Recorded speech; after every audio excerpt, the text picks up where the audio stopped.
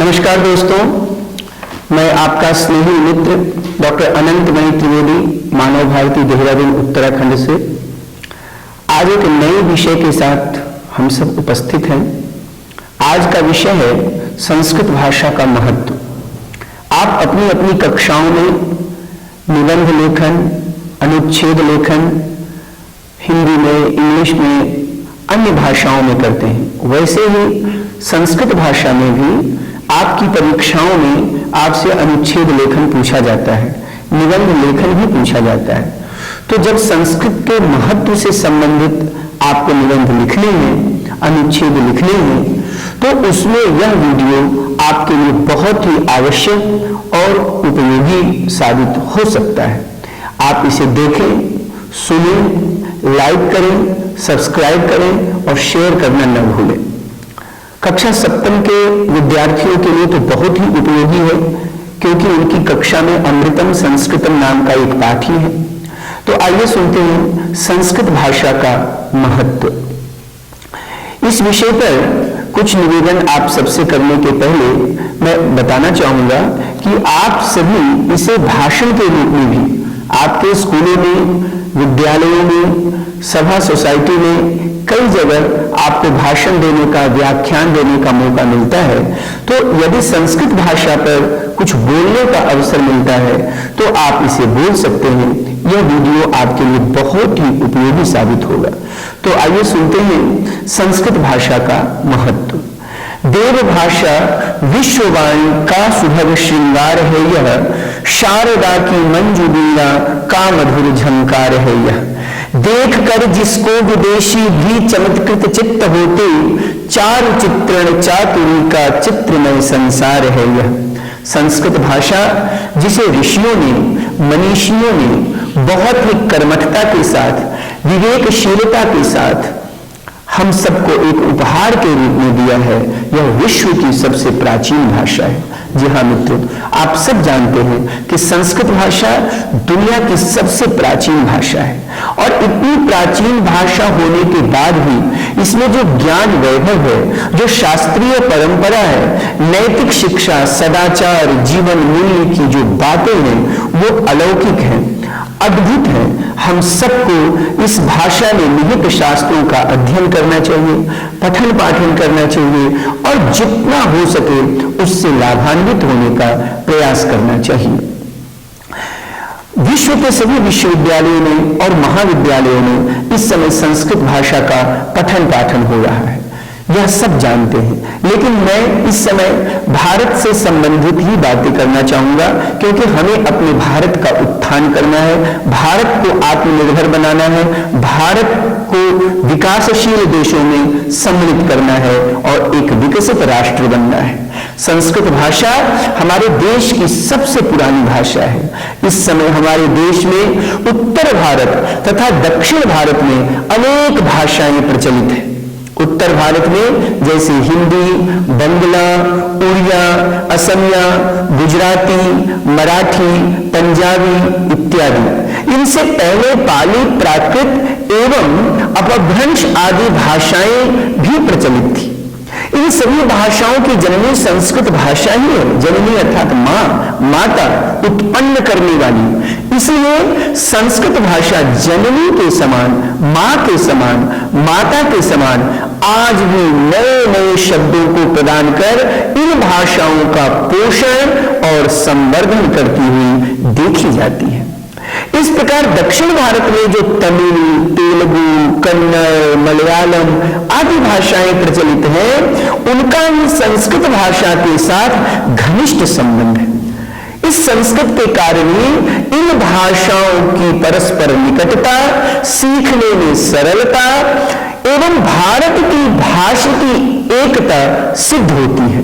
साथ ही संस्कृत भाषा के ज्ञान के बिना इन भाषाओं का उत्तम ज्ञान भी नहीं हो सकता। नहीं इन भाषाओं में हम उत्कृष्ट रचनाएं ही कर सकते। यह है संस्कृत भाषा की उपयोगिता का पहला महत्वपूर्ण पक्ष, जो सर्वथा अकाट्य है। संस्कृत भाषा का दूसरा महत्व यह है कि हम भारतीयों का समस्त साहित्य भी संस्कृत भाषा में ही मूल रूपेण निबद्ध है।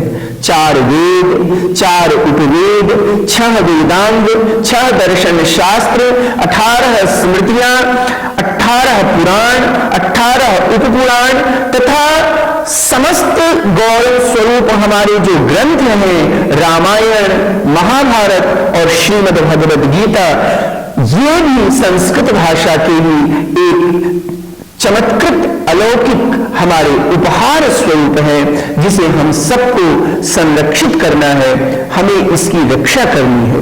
इसके अतिरिक्त काव्य शास्त्र, काव्य, नाटक, कथा, उपन्यास, गद्य काव्य, चंपू काव्य, गीति काव्य तथा सुभाषित इत्यादि जो ललित साहित्य है, जो अर्थ है, काम है, नीति है, राजनीति है, शिल्प है, कला है, स्थापत्य है, संगीत है, चिकित्सा विज्ञान की बातें हैं, गणित की बातें हैं, रसायन आदि वैज्ञानिक साहित्य की भी बातें हैं, जो विशाल एवं विस्मयकारी तांत्रिक और रहस्यात्मक साहित्य है, वह सब भी संस्कृत भाषा में ही सबसे पहले रचित किए गए, लिखे गए। ऋषियों ने जंगलों में, अरण्यों में, आश्रमों में बैठकर इन विशाल ग्रंथों का, शास्त्रों का प्रणयन किया और सौभाग्य की बात है कि संस्कृत भाषा में किया। भाषा विज्ञान का मूलभूत पाणिनीय व्याकरण तथा यास्क का निरुक्त, ये दोनों विश्वविख्यात संस्कृत के ग्रंथ भी संस्कृत भाषा में ही लिखे गए। इस बात को सभी विद्वान जानते हैं और आप विद्यार्थियों को भी जानना चाहिए कि विश्व में यदि भाषा विज्ञान कहीं पढ़ाई जाती है तो उसका सबसे पहला श्रेय महर्षि पाणिनि को जाता है, महर्षि पतंजलि को जाता है, महर्षि कात्यायन को जाता है, जो तक्षशिला के विद्यार्थी थे और भारत माता के सपूत थे। इसके अतिरिक्त बौद्ध तथा जैन साहित्य के भी बहुत से ग्रंथ संस्कृत में ही लिखे हुए हैं। इसलिए समग्र भारतीय साहित्य एवं उसकी प्रतिभा के साक्षात परिज्ञान के लिए संस्कृत भाषा के ज्ञान को सभी देशवासी विद्वान परमावश्यक मानते हैं। लेकिन हमें उन ग्रंथों से परिचित होना पड़ेगा, उन्हें पढ़ना होगा और उन्हें पढ़ने के लिए सबसे जो बड़ी कसौटी है वो है संस्कृत भाषा, क्योंकि बिना संस्कृत भाषा के ज्ञान के हम उन ग्रंथों को नहीं पढ़ सकते, उन शास्त्रों की बातों को नहीं जान सकते। तो मेरे प्यारे विद्यार्थियों, हमें उन सभी शास्त्रों को पढ़ने के लिए सर्वप्रथम संस्कृत भाषा का ज्ञान करना बहुत ही आवश्यक है और आप सब कर रहे हैं, निरंतर हमारे इस वीडियो को सुन रहे हैं, यह बहुत ही अच्छी बात है। संस्कृत भाषा के ज्ञान का तीसरा महत्व भारत के प्राचीन इतिहास की जानकारी के लिए है। देवासुरों का आख्यान, अवतारों की कथा, राजनीतिक वृत्तांत, वंशोपवंशों का वर्णन, तपोवनों में ऋषि महर्षियों का ज्ञान विज्ञान चर्चा, परिचर्चा एवं आध्यात्मिक चिंतन, भारतीय विद्वानों का विदेशों में गमन, अपनी संस्कृति का प्रचार तथा प्रसार, अन्य संस्कृतियों की सेवा आदि समग्र इतिवृत्त संस्कृत के ही रामायण, महाभारत, पुराण आदि ग्रंथों, बौद्ध जैन ग्रंथों तथा अभिलेखों एवं शिलालेखों में भी उल्लिखित है। इसी प्रकार भारतीय भूगोल का ज्ञान भी मूल रूप में संस्कृत के उपयुक्त ग्रंथों से ही प्राप्त किया जा सकता है।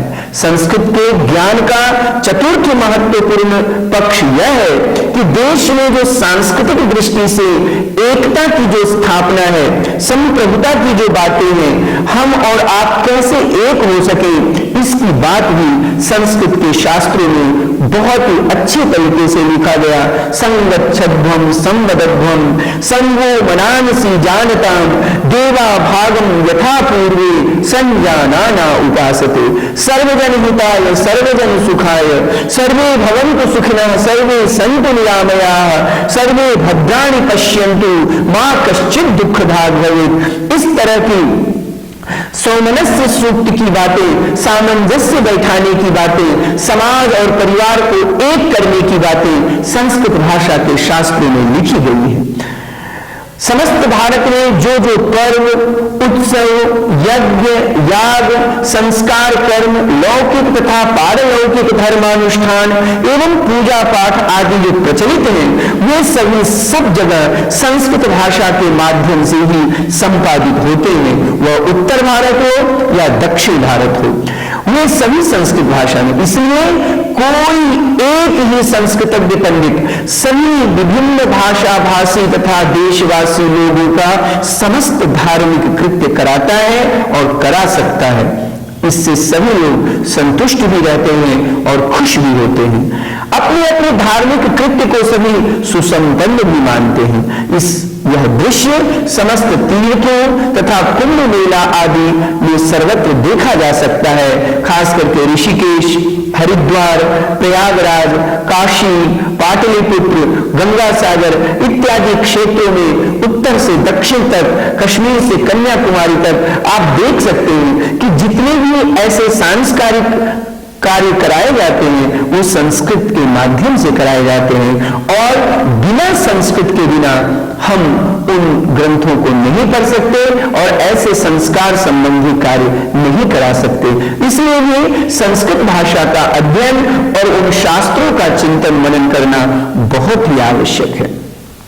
इससे यह सिद्ध होता है कि संस्कृत भाषा के ज्ञान के बिना भारत की भाषा, साहित्य, धर्म, संस्कृति, दर्शन, सभ्यता, इतिहास, कला, ज्ञान, विज्ञान, रीति या नीति तथा विश्वव्यापी दृष्टिकोण आदि कुछ भी यथार्थ रूप से तथा मौलिक रूप से नहीं जाना जा सकता। इन कारणों से भारतीय जनता के लिए संस्कृत भाषा के ज्ञान का बहुत ही महत्व है और बड़ी उपयोगिता है। इसलिए सभी भारतीय लोगों को, पुरुषों तथा स्त्रियों को भी जिस प्रकार से भी हो, शिक्षकों द्वारा, स्वयं शिक्षक पुस्तकों द्वारा, पत्राचार्य पाठ्यक्रमों द्वारा संस्कृत भाषा अवश्य पढ़नी चाहिए। अपने बालकों और बालिकाओं को भी अवश्य पढ़ाना चाहिए। अतः देश, जाति, धर्म आदि का भेदभाव छोड़कर सबको संस्कृत पढ़ने के लिए समाज तथा शासन को विशेष रूप से ध्यान देना चाहिए तथा इसकी व्यवस्था भी करनी चाहिए। यदि अधिक पढ़ने का समय तथा सुयोग्य न हो तब भी कुछ दैनिक पूजा पाठ, कुछ मंत्र, कुछ स्तोत्र, कुछ श्लोक, रामायण का कुछ श्लोक, महाभारत का कुछ श्लोक, श्रीमद् भगवद गीता का कुछ अध्याय, धर्म नीति संबंधी मनोहर सुभाषित हम सबको अवश्य पढ़ने का प्रयास करना चाहिए।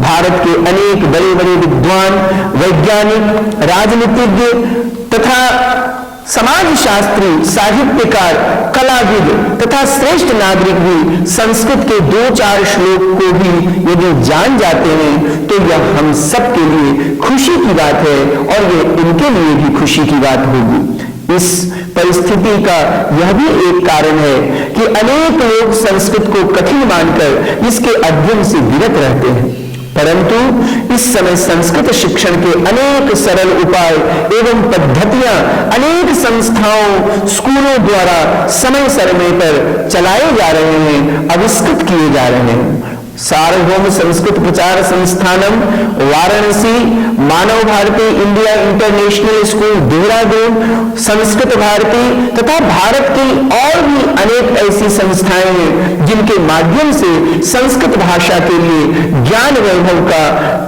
बहुत सारे क्रियाकलाप किए जा रहे हैं। आप उनसे जुड़कर संस्कृत भाषा का ज्ञान प्राप्त कर सकते हैं। इस पद्धति में अनुसंधान एवं प्रचार प्रसार के साथ साथ बहुत सारी छोटी छोटी पुस्तकों की भी आवश्यकता होती है जिन्हें हम सब प्रकाशित करने का प्रयास कर रहे हैं। यह तथ्य कभी नहीं भूलना चाहिए कि भारत की एकता और अखंडता का भारतीय संस्कृति की रक्षा का तथा समाज में शील सदाचार आदि गुणों की तथा विश्व मानवता की पुनः प्रतिष्ठा का संस्कृत शिक्षा ही एकमात्र महत्वपूर्ण साधन है।